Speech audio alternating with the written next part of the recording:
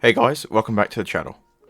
Today I'll be sharing my thoughts on Jordan Peele's new and third film, Nope. Before we begin, please consider subscribing to the channel if you're interested in seeing more movie related content. I recently reviewed my favourite animated film ever, Watership Down, and the first two episodes of Amazon's new Lord of the Rings show, The Rings of Power. I plan to do a full season 1 review in a few weeks' time, since all 8 episodes are now out, so stay tuned if you think you'd be interested in that. With that over with, let's talk about Jordan Peele and his new film, Nope. Nope is Jordan Peele's third film, following Get Out and Us, which were released in 2017 and 2019 respectively. I think that of his 3 movies so far, Get Out remains his best work, however this film is better than Us, in my opinion. The lead actor in this movie is Daniel Kaluuya, who most people will know from Get Out. However, he has appeared as supporting characters in films such as Black Panther, Johnny English Reborn, and Sicario. I think he's a decent actor, and his performance in this movie is quite interesting. There are quite a lot of scenes where his facial expressions are what drives the atmosphere of the scene, and there's not much dialogue.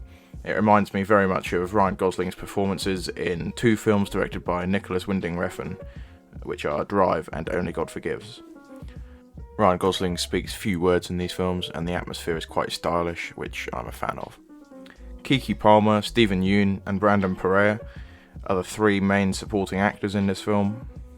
I've not seen Palmer or Perea prior to their roles in this film, however I knew Stephen Yeun from The Walking Dead, where he played Glenn.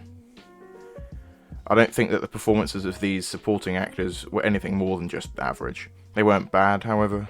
I don't think they lifted my overall opinion of the movie in any way.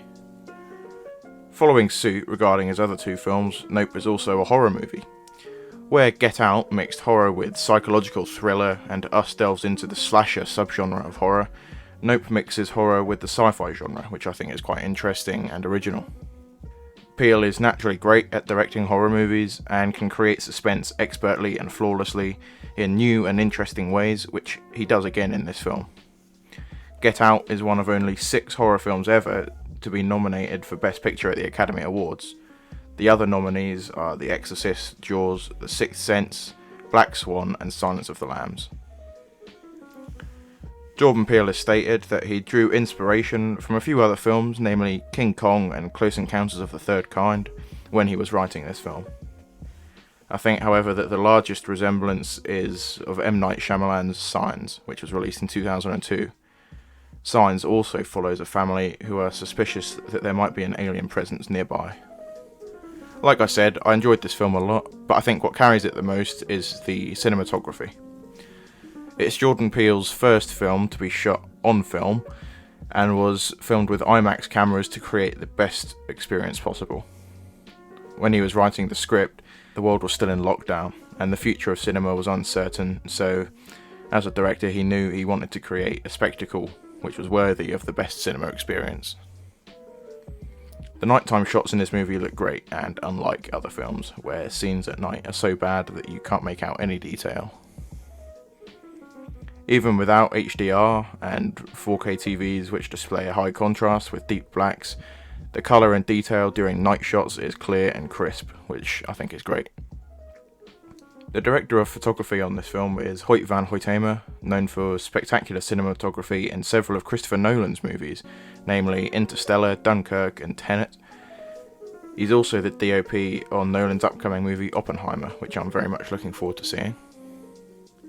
Almost every shot in this movie looks great, which should be expected, to be honest, considering they used the best cameras available to film the movie. Nope was also a success at the box office, grossing $171 million and counting. This is great considering that Nope is an original movie and not a sequel based on a book or part of a franchise, these type of films being the typical moneymakers at the box office. Ridley Scott, Guillermo del Toro, and Edgar Wright, 3 directors regarded as at the top of their respective games, each released original films which lost money last year. Ridley Scott's The Last Duel starred Matt Damon, Ben Affleck, and Adam Driver, and had a net loss of $70 million. Guillermo del Toro's Nightmare Alley starred Bradley Cooper, Cate Blanchett, and Ron Perlman. It had a net loss of $20 million. And Edgar Wright's Last Night in Soho starred Anya Taylor-Joy and Matt Smith and lost $20 million as well. The fact that Nope was actually successful in theatres as an original film I think is a good thing, and I'm hopeful that this isn't a one-off, as original films are usually so much better than blockbuster movies which are a part of large franchises. To conclude, Nope is worth watching if you like the horror genre, or if you're a fan of sci-fi films such as Close Encounters or Signs, then you'll probably like this film too. The cinematography is probably the most notable positive aspect of the film, and it looks amazing even during the most basic scenes. If you enjoyed this video, please consider hitting the like button and sharing it with others who you think might be interested. And please subscribe to the channel if you want to see more content in the future. Thanks for watching.